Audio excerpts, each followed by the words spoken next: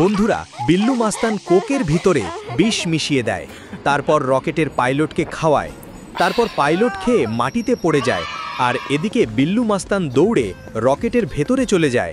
তারপর রকেটের দরজা বন্ধ হয়ে যায়, রকেটটি আকাশের দিকে উড়ে চলে যায়। পাইলট পাগল হয়ে দৌড়াতে থাকে আর বলে, আরে ওরে, কেউ থামাও। রকেট ওপরে যেতে থাকে, সবাই দেখে অবাক হয়ে যায়। বিল্লু মাস্তান এটা কি করলো? রকেট আকাশে চলে যায়, বিল্লু মাস্তান দেখে অবাক হয়ে যায়। তারপর বিল্লু মাস্তান আবল তাবল রকেটের ভিতরের সব বাটন অন করে দেয়। তারপর রকেটটিতে আগুন ধরে যায়। বিল্লু মাস্তান আগুন দেখে কান্না করতে থাকে।